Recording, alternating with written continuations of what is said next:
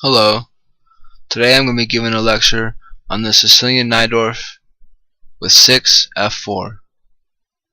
Let's start off with the beginning moves: e4, c5, knight f3, d6, d4, pawn takes pawn, knight takes pawn, knight f6, knight c3, and a6, signaling the Najdorf.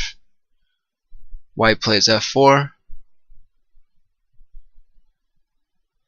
and I'm going to go over if white doesn't play f4 but plays bishop d3, then I'll go over that afterwards.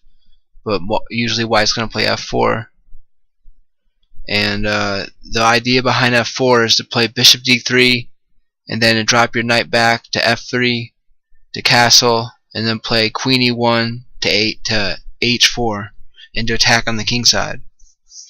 Okay.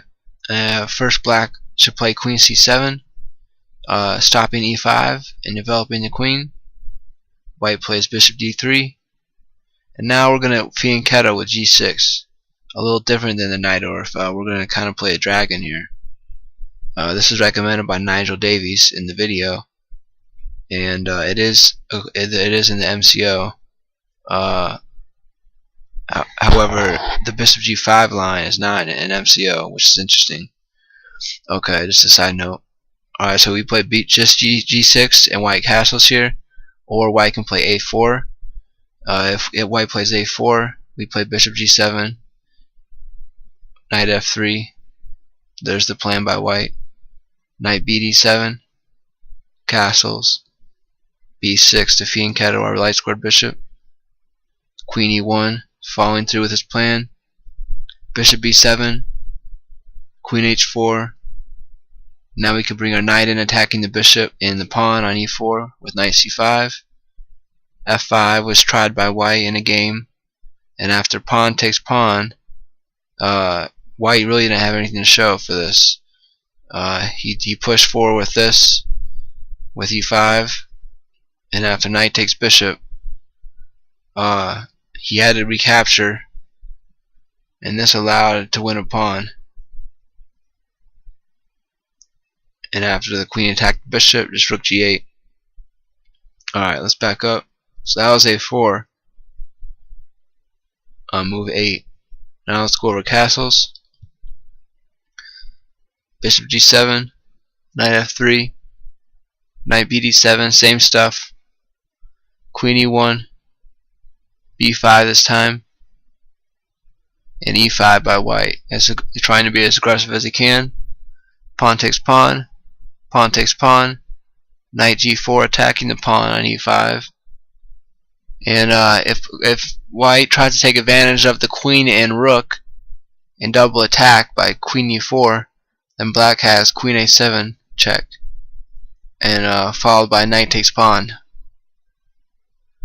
So the best for white really is e6, and after e6 you just take pawn takes pawn, and then white plays queen h4. This is his best try, and black plays knight e5. This is his best move. Knight takes, and now if white tries bishop f4, then you have queen a7 check again. And if bishop e4 attacking the rook, then bishop b7, bishop h6, then you can just take this bishop, take the other bishop, and play knight g4, threatening mate and attacking the queen. The queen has basically two moves: queen h4 or queen f4. If queen h4, then just h5, supporting the knight. In a queen f4, you can trade queens, play knight e3 attacking c2, and then attack the rook, and you got a decent endgame. Okay, that was castles on move 8. Now let's drop back and see. Let's go all the way to move 5 before you play f4. So now we've seen a plan by white. So if white tries to play bishop d3 first, we just follow the same idea: g6, and then he's going to play f4. It's kind of just rearranged in the move order. So we'll play g6, bishop g7, knight bd7, b5, and bishop b7. You know, all those ideas. Okay. Thank you for watching.